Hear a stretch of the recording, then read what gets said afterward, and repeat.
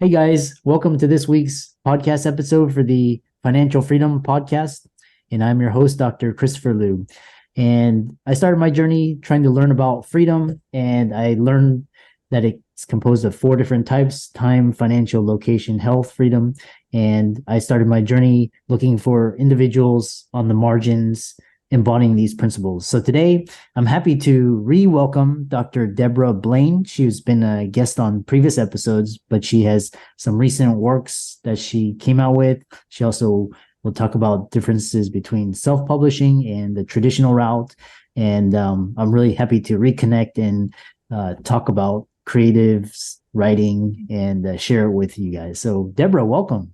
Thank you, Chris. It's always great talking to you. I love the physician community. Writers really resonate with me. I'm a bibliophile, so tell the audience, your story and what you've been up to. So my story is that I'm a disgruntled doctor, and so I've been sort of pivoting, and I found my real passion is writing, and I've been writing fiction. So I've had now 3 books out, and I'm almost done with the first draft of my fourth. And what I did, I also learned along the way, I learned to self-publish. So my first 2 books I published with a hybrid, and then my third, I just didn't want to wait so long for them to get it out. So, but I ended up, it took me from the time that I sent my manuscript, my final draft to an editor, which would be like sending it to the publisher, to the time that it was released and available around the world, took 67 days. And that included 2 professional edits. I think it was a great cover design, and getting my ISBNs, setting up my accounts, doing all those things that you have to do to self-publish or to publish at all. And it was just such a more gratifying experience that I took my first 2 books back and I republished them, because you can see so much more when you publish it yourself. You can see your day-to-day sales. My royalties went up by 4 times. Oh wow! Oh yeah, you know yeah, because because I'm not sharing that with the publisher, and they're not, I mean, there's just, I mean, we can go into detail with that if you'd like, but yeah. I get all the royalties instead of splitting it after, Ingram and Amazon and the publisher and, all that. No, it's just me and Amazon, or me and Ingram, or me and Apple. Yeah. And it's just so much better. And I believe Amazon actually has a really generous split. It's like 70-30, 70 to the author, and then, 30 to the, which is not a bad, split. So you started your first book, and what's really interesting is you wrote fiction, but you used stories to highlight, the problems with the medical profession, being a patient. So tell us more about how you combine, your love for writing, creativity with, writing a book. So I always wanted my books to say something, more than just be a nice, a cool story. So I like to be able to like make a statement when I'm writing fiction, but to kind of bury it in an entertaining tale so that you can just enjoy the story. Hopefully, you get involved in the characters and all that.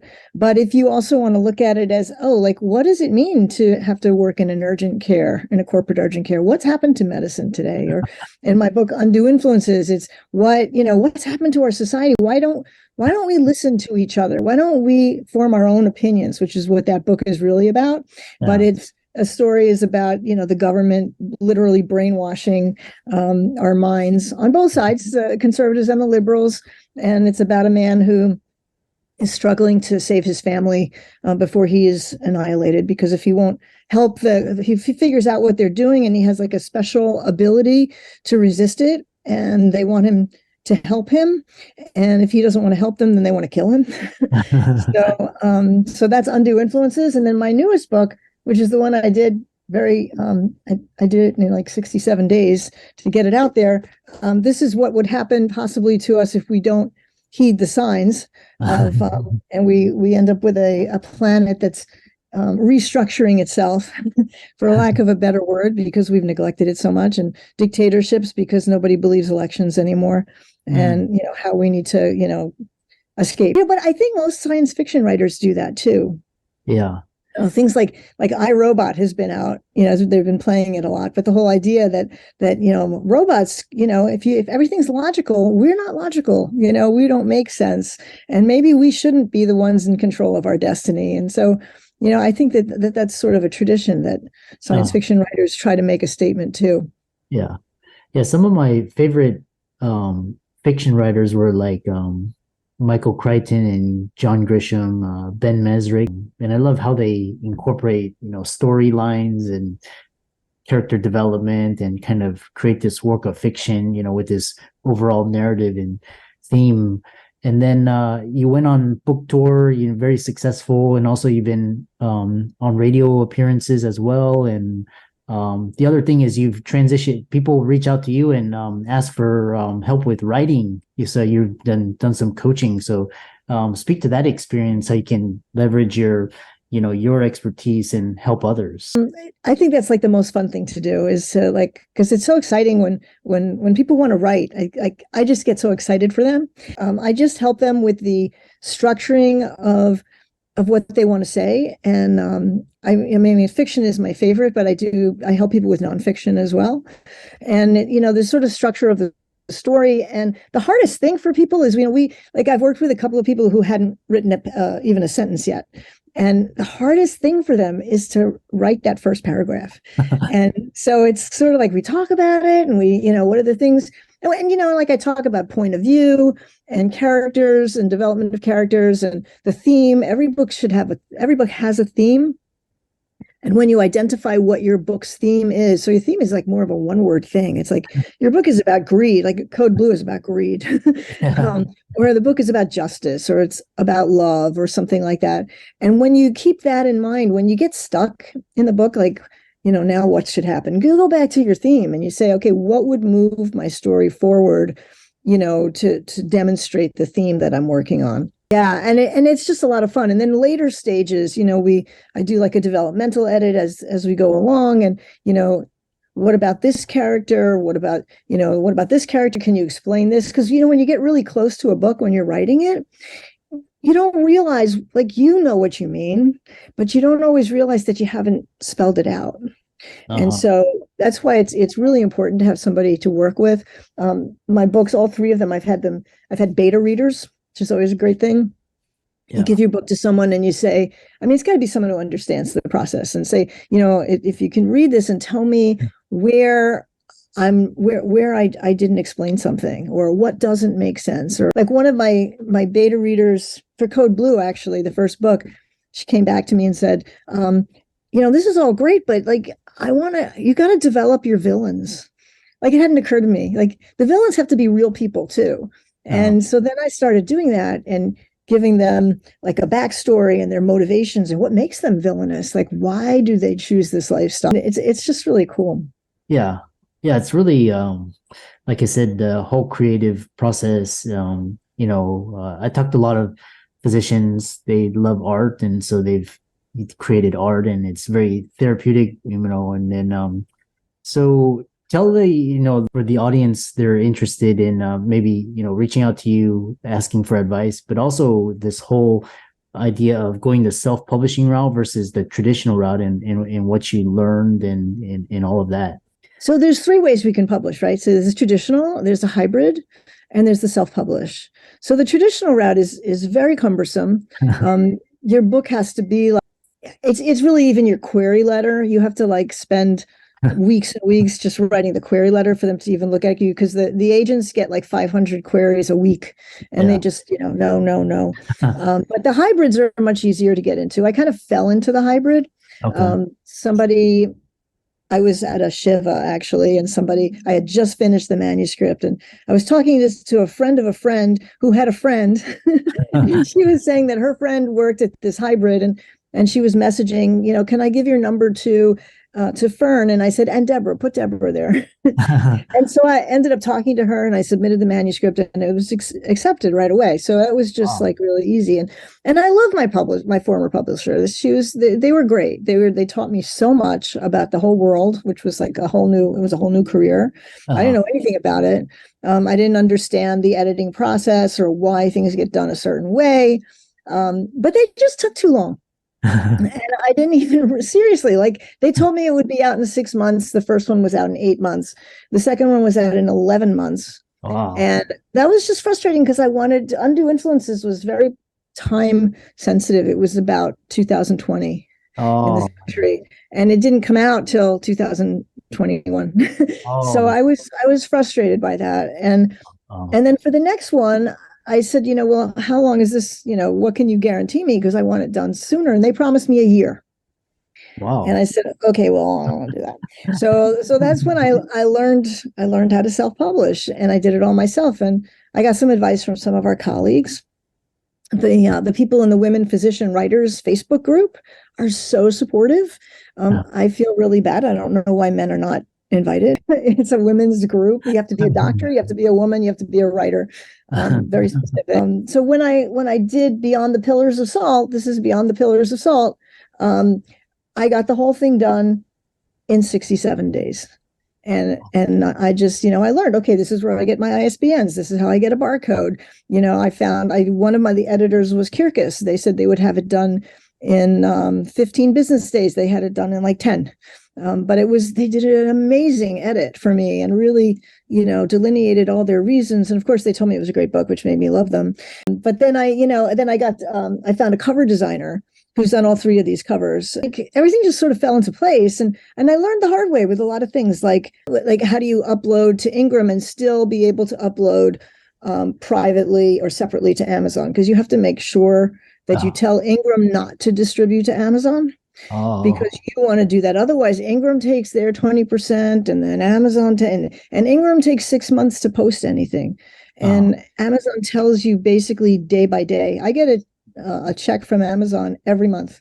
It's like every 30 days, the end of the day, end of the month, and I can just go online and see how many books I sold of which book, whether it was a digital or whether it was, like an ebook or whether it was a physical book, which market it was in. Oh, you sold 2 books in Canada. How cool is that? So yeah, it's just, and then so what I did was I took back my original books and I republished them. And I think I did a better job. So yeah. Undue Influences, which is the psychological political thriller, a couple of people told me that it looked like a psychology self-help book. And once I heard that, it was like, I hate it. I was like, yeah, you're right. Uh, So I republished it because it's a thriller. And when I republished it, it looks like this. oh, wow. Yeah. And so this is a thriller. So you got to get yourself a cover designer who knows how to make your book stand out, but fit in with the genre that you're writing in, so that when people are looking for thrillers, they're going to stop and look at that and then read all the metadata and say, okay, I want to buy that, as opposed to they're looking at the other one and saying like, yeah, and just passing it by. So I've learned to do all that. And so in addition to coaching writers, I also, if somebody just has their manuscript done and they just want me to coach them through the publishing process, I do that too. Yeah. And I stay available to them until they get everything up, and I format their files for them. And I tell them, okay, so with Apple, you're going to set up your account on this link, but you're going to upload on this link, all those kind of little things that I kind of learned along the way. It's a Yeah. lot of fun. Yeah. Interesting. And so it sounds like, the traditional way is very cumbersome and you need to know people. And there's a lot of it's gated. And then self-publishing is kind of democratized. Speak to the marketing side, because I know if you go with a big publisher, they can market it and, help. But, of course, they take their cut in all the fees. So how authors options for marketing their book and getting it out? So you have to market it yourself. But even with a hybrid, which is, so a hybrid does everything for you, but they charge you. Self-publishing is actually cheaper than the hybrid. The hybrids, they don't really market for you. And excuse me, and even the traditional, they don't do a lot of marketing. Like, we have a colleague who's been doing it traditionally, and she'll say, if they do market, it's going to be like, okay, you're going here on this date, and then you're going there, and then you're going there. You don't really have an option. And it's kind of, that's the whole thing with the traditional publishing, is if they want to change your title, they're going to change your title. If they want you to take out this chapter and put in a different one, that's what you're supposed to do. And as far as, so you'll get an advance, if you're Dan Brown, you'll get $250,000 or more, but so it's worth it. But if you're, one of us, for the most part, even if you have several books out, you're going to get $5,000 to $10,000, which sounds great. Then you probably won't make another dime, because the way that the royalties are set up, you have to pay back in your royalties that $10,000 before you get any more money. You're only going to get 10% of royalties. So how do you calculate a royalty? So let's say you have a book for $20, which is a lot of money for a paperback, but it's just easier to calculate. So if you go, if your book is $20 and you go through Ingram, which is what the traditional publishers do, Ingram is going to take 15% right off the top. Mm-hmm. And that's going to be $3 off your $20. Let's say they send it to Amazon to be distributed. Amazon takes 40% of your paper books, no matter who sends it to them. So that's $8 off your $20. Mm-hmm. So 8 and 3, that's already $11 that are gone. Now you got to subtract the cost of printing your book. Wow. So let's say it costs $5 to print the book. So now you have 11. So that's now cost you $16. And then Ingram is going, or your publisher is going to charge you a fee, right? So let's say they charge another, 10%. So now that's another $2. Now you're up to $18. You have $2 left. And now you're going to get your royalties, which are usually about 10% or less. So 10% of your $2 is 20 cents. So how many books do you have to sell back to get back your $10,000 and start making anything more on it? Whereas if you do it yourself, if I take that same $20 book and I put it up on Amazon, Amazon takes his 40%. They take the $8. Then I got to subtract the cost of printing the book. Let's say it's $5. So that's now $13. So the rest of that $7 is mine. Yeah. That's it. So instead of 20 cents a book, I'm getting $7 a book. And I can see what's going on every single day. And then I can say, you know what, this isn't selling as well. And I can even see people are clicking on the book, but they're not buying the book if I put up ads or something. And I can say, well, maybe I want to change the metadata, the description of the book. I can do that. If I do it myself, I can do that anytime I want. It's just, you just have so much more control, and you can see what's happening when you do different things. That's my preference. Yeah, so you can basically cut out the middleman. Yeah, it's quite interesting. The whole creator royalty, and basically, I mean, you get further up in the line in terms of the income stream. So, yeah, interesting. So, people listening to this, how can they find your books, and how can they reach out to you if they have interest in coaching or talking about the self-published process? How can they contact you? So you can find everything at my website, Debra Blaine. My books are all on Amazon. You just look under Debra Blaine Books. And simple. I have like a separate page on my website for the Very Indie Press. So I have a coaching company, which is Resilience Coaching LLC, I use that for physician coaching, and then I did a doing business as Very Indie Press. So the Very Indie Press now publishes my books. So I have the little logo here. So you can go to that page, find out information. There are links on there for my calendar schedule, and you're welcome to book a call. It's completely free to just chat about what kind of book. I would love to hear from everybody. What are you writing? How far along are you? Just to, kind of get excited with you about your project. And then you can decide, if there's no obligation to work together or not. Yeah, excellent. Yeah, thanks. And for the audience out there, Dr. Blaine's resources will be in the links and show notes. Be sure to check out her books. They're all on Amazon, highly rated, highly reviewed. Be sure to follow her on social. And with that, thanks so much for coming onto the podcast. Thank you so much for having me, Chris. I always love talking to you. And it's a real privilege.